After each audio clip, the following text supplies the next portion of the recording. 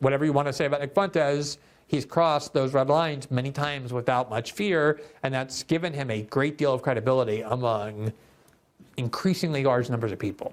Tucker has also paid a price for it. I mean, half his audience is turned on him. He's widely now attacked by conservatives as being an anti-Semite, a Qatari agent, Candace as well.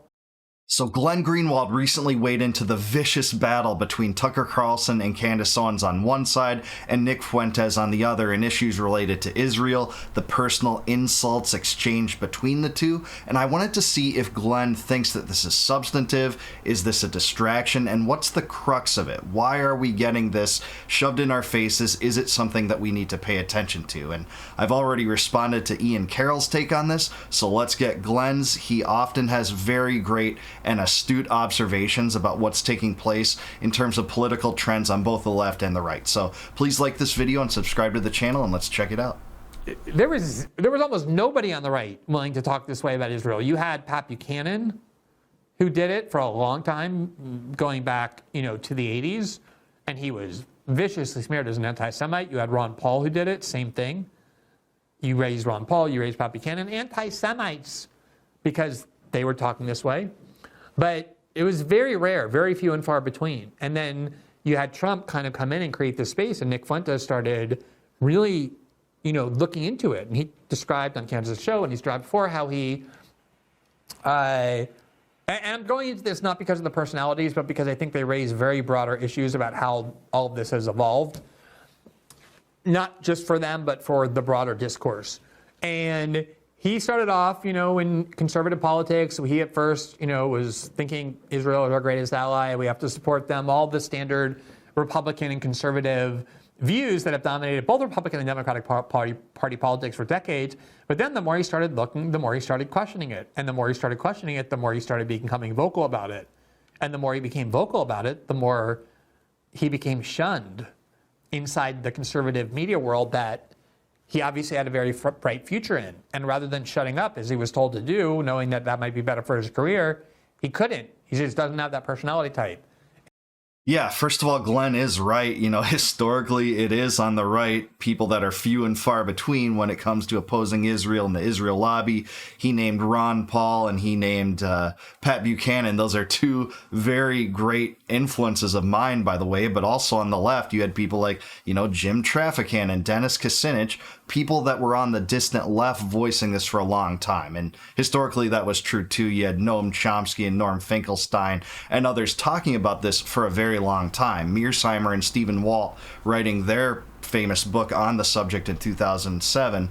And he's right, Nick Fuentes did go through that. I don't think that it was really Trump that opened the door to that, especially because Trump was so warm and inclined to, trust the Israel lobby on everything. But it was some of Trump's rhetoric about non-interventionism and how, the Iraq war was a total mistake that did open up this door to the right having issues with Israel now. So I'm with Glenn on that, generally agree with him here. And he just had to keep examining it and keep saying it. And to say that Nick Fuentes paid a price for that is an understatement. Nick Fuentes got excluded and booted out of every conceivable precinct of conservative media, even ones that consider themselves radical, dissident, far-right ones. I'm talking here mainstream ones. He was physically banned from going to Charlie Kirk's Turning Points USA and lots of other conferences like that. He was fired from the media platforms he was starting to develop. He was shunned by the friends that he had made, younger people on the side of the conservative movement. And then beyond that, it escalated from there. He got banned from almost every social media platform, including X. Elon Musk eventually reinstated him once he bought X, where he now is. But basically, the only platform where he could be was on Telegram, and now he's on Rumble, because Rumble is a genuine free speech platform, and he has a show on Rumble that he does, I think, every night or 4 nights a week, and has found a good-sized audience. Yeah, no question. He was shunned by every element of the conservative establishment. That's something that I guess Candace and Tucker didn't feel, though much of their audience has shunned them as well. But if we're talking about who suffered more for their beliefs to have them at the time that they did, it's clearly Nick, though I don't think that's the most relevant thing. I think that the most relevant thing is these two sides both align generally when it comes to U.S. policy toward Israel and the genocide playing out there. So this seems to me to be something that is of the wildest dreams of the Israel lobby, of AIPAC, and of the forces that want endless streams of money going from the United States to Israel, this feud to play out. But I won't say that, hey, it's irrelevant to what's happening now, how much Nick has suffered for this versus Candace and Tucker, because that clearly is at play. I just don't think that it's because of that, then you have to take sides on one of these two, parties. They can align on Israel policy, and that should be a good thing for dissidents of all sides that don't support the Israel first mentality that poisons our political environment. But really on Twitter is where he gets his most attention, and that's why they banned him from Twitter in the pre-Musk era. But it wasn't just that. He wasn't just silenced and banned throughout all social media, but he was also debanked. He just had bank accounts closed because of his political views by major banks in the United States. He would get rejected for banking applications. He was put on a no-fly list, which is the first time I really talked to Nick, spoke about Nick, when I raised serious concerns about no-fly lists being used in this way. And his career has been severely impeded. Not from what people believe are his racist views about black people or immigrants. Tons of people have those views and are perfectly welcome and fine in right-wing circles. The sole cause of it was his opposition to Israel and his questioning of the power of the Jewish lobby to keep the United States subservient to Israel. There is, and it continues to be. Maybe those pressures aren't as great as they were back then, but they continue to be true. And all this, again, is the truth. But again, if there's a feud between the two over who was more right at first or who suffered more, I don't care that much about that. I think both sides are culpable to some extent for stirring this feud, and I hate that fact. But I don't want it to continue. It behooves both parties to come together against Israel, lest they play out the fantasy again of the Zionist lobby, of the Israel First crowd, the Netanyahu-aholics that want the U.S. to continue having the same foreign policy toward Israel in the midst of a serious, palpable sea change on the right, where big voices are criticizing Israel for really the first time. And that's a good thing. It doesn't matter to me how far in advance someone was on that. I mean, that is important to an extent, but it's what you do with the influence you have now, making the right decision after your eyes are open. Many of us didn't come to the conclusion that U.S. policy toward Israel was backward until many years later than some others. But that, again, that means nothing. It's what we do to stop it. We should align on the things we have commonalities on in this, rather than fighting between some of the most prominent people in this space on the right. It just wasn't said. It was just a taboo. It was one of the third rails of American political discourse that would get anybody fired or destroyed for talking about it. And he was doing it at a time. Now a lot of people talk about it. It's become almost mainstream. But back then when he was doing it, especially on the right, almost nobody was. And he paid a huge price, personally, financially, for his career, for his reputation, for his friendships, for his ability to get bank accounts. The government even put him on no-fly list. And then last year, let's not forget, a homicidal maniac came to his house to try and murder him, who did actually shoot two of his neighbors and kill them, and showed up at his house with a very large automatic weapon. And he eventually ended up being killed by the police. And another woman showed up at his house, a crazy liberal woman who he had to pepper spray. So he's paid a lot of price for this. And I think, I don't want to speak for him, but I definitely identify with this mindset. I've had it too sometimes, which is that if you are the first person or one of the first people to kind of get out on that plank and you're taking the shots because of it and very few other people are willing to join you, and then at some point it becomes a little safer to do, I'm not saying it's still safe.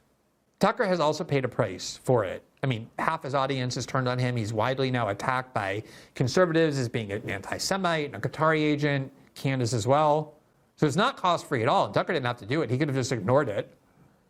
So he's paid a price too. But Nick Fuentes paid, there's a big difference between Tucker Carlson in his mid-50s with a gigantic multi-million dollar a year contract with Fox News coming from the family that he came from versus, Nick Fuentes as a 20-year-old and a 22-year-old enduring all of that. And with, he comes from no wealth, no privilege.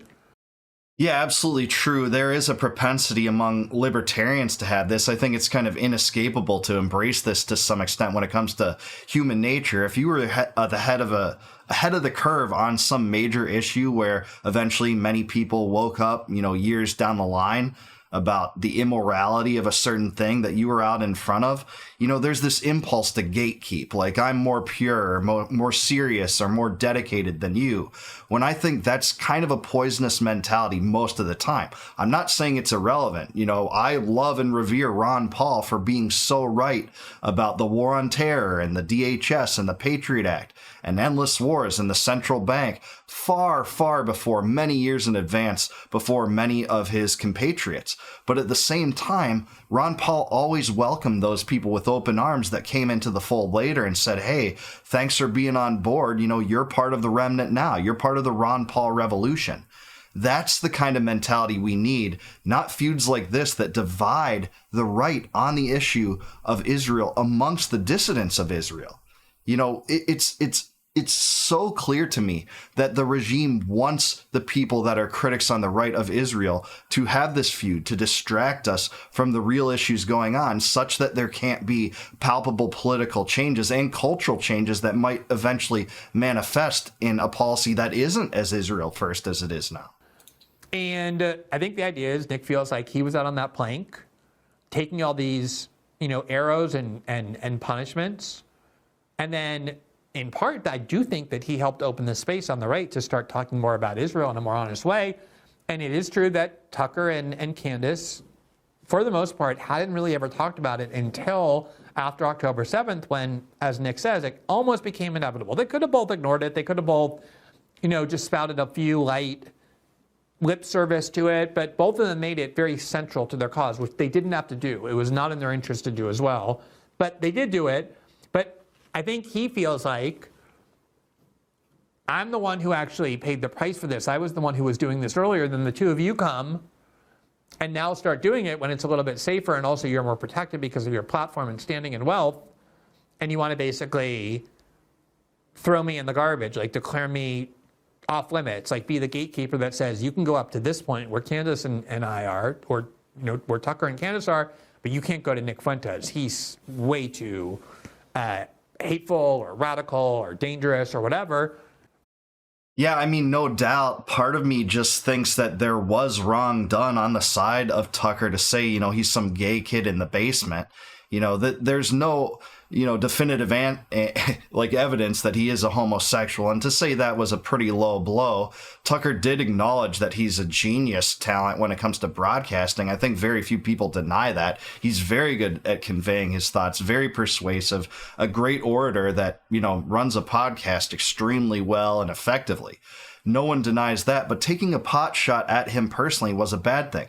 At the same time, Nick Fuentes has stirred the pot with people presumably on his side when it comes to these Israel issues too, like Jackson Hinkle before this, and like Candace Owens before this, and like Dave Smith before this, when Dave Smith didn't rake him over the coals.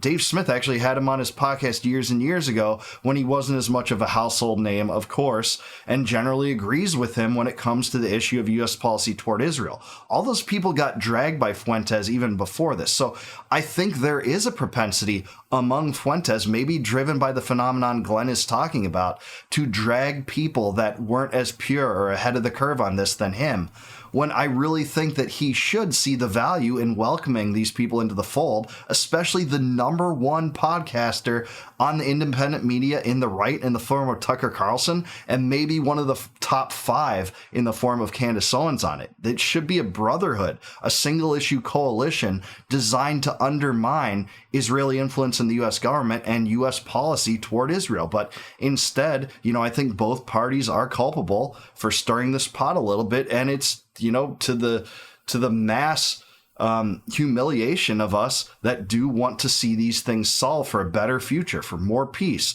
for less Israeli influence in our government. And he is one of the most influential and formidable figures in conservative discourse, and people can deny that. I'm sure there are a lot of people wanting to, but that's just the reality. And I think it's only going to get bigger and bigger and bigger and bigger because of all the reasons I've said. So I think a lot of this conflict between Tucker and Candace on the one hand, Nick Fuentes on the other. You can put Charlie Kirk, who's had wars with Nick Fuentes, Matt Walsh. It's a lot of it is because of these more substantive, interesting dynamics that I think merit a lot of thought in terms of conservative influencing, conservative discourse, but also our broader discourse as well about what had always been over a line and what is no longer over the red line, because people are starting to get resentful at the people who drew the red lines.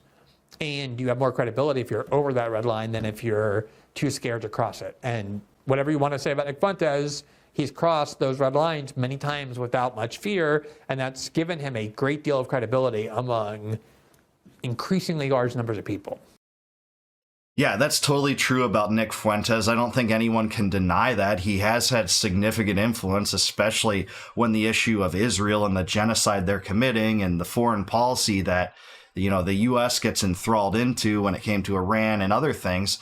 It's just unavoidable that those arguments would take hold more and more over time. And as a result of that, more and more people are willing to talk about them openly, perhaps embracing a distant view toward Israel, as Candace Owens and Tucker Carlson have. But I mean, when it comes to Candace Owens, it's not like she's just, a new flower when it comes to having these opinions. Shortly after October 7th, which is, far after many people. But in terms of the conservative zeitgeist, to really speak like she did in those times, what did take courage? Same with Tucker. It's not like the people that rallied around Tucker are uniformly standing behind him after he did that. There's nothing more powerful than the Israel lobby and the Zionist interest that will try to undermine anyone for that and call you anti-Semitic and say you've just chosen the side of Hamas. They say you're funded by Qatar. All this lunacy and nonsense that no one buys.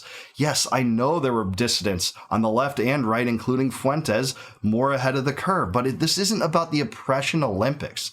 It's not about who suffered more in that moment. That just puts a chip on your shoulder. You can respond to it in any way you wish. And I do think, again, Tucker was wrong to take low pot shots on Nick. But he doesn't also make like two episode series about how Nick is such, a criminal and backward minded and, a psyop or, a Fed or anything like that. This was a small segment in an overall large video. At the same time, Candace interviewed him and they had common ground on a lot of things. Actually, I would say like 7/8 of that video, and I did watch it, were mostly in alignment, really like heartfelt conversations about Israel and its influence. And it was only part of it that there was dissension among them, including the subject of Dave Smith and how, Nick treated Dave Smith. And the last thing I want is two stalwart warriors against, the Israel First lobby to come to a fight with each other and come to fisticuffs, hypothetically speaking, or I shouldn't say hypothetically speaking, figuratively speaking. And that's what happened not only in his feud with Dave Smith, but also with Jackson Hinkle and also with Candace and Tucker now. So there's been a long history of Nick doing this. Now, again, neither side is, I think, completely innocent in all of this. I'm just saying that how this is playing out is to the dream of our adversaries that want there to be dissension stirred among the anti-Israeli ranks on the right, because if they lose that contingent and all the influence it's having, this Israel First foreign policy cannot stand. AIPAC cannot stand. We cannot sustain the path that we're on with the pressures against it if so many now align against Israel. And you're seeing that especially with younger conservatives. There's a major sea change happening. And some people like Marjorie Taylor Greene, outwardly saying that this is a genocide has changed a lot of minds. Thomas Massey getting out there and saying, I'm not Israel First. I don't accept any foreign influence or foreign lobbying when it comes to me and my constituency. I won't vote that way. I don't accept it even if it is Israel. There are major changes here. And how this plays out is the fantasy of the CIA, of the deep state that wants to see the right more divided on this, even within its own anti-Zionist ranks. And that's what you're seeing. I don't think that I'm I'm charged or capable of saying who is more culpable for this, but I'm saying that I don't want to see this play out. So I think that an olive branch on one side or the other should be shown, whether it's on Nick's side or whether it's on Tucker and Candace's. I can't put fault on this, but to both sides for letting this fester, letting this foment as Israel talks about annexing and occupying Gaza. That's what our eyes should be on right now. It's their behavior, united in opposition against it, and our criminal government that's supporting it, and not in internal feuds among the few dissidents on the right, albeit very prominent ones, at each other's throats over this. But I do want to hear what you guys have to say. Let me know down below. Do you agree with Glenn Greenwald on this? Do you agree with me on this? Who's in the right, Tucker or Nick? What do you think is at the crux here? And what do you think will come from this afterward? Like the video, subscribe to the channel. Also consider becoming a YouTube member. If you do that, click the join button below, and I will graciously accept and appreciate your support. And in exchange for that, I'll give you access to all of my videos before they go live on YouTube. And until I see you guys next time, no more war, no more debt, no more inflation, and no more empire. Peace out, guys. Catch you in the next one.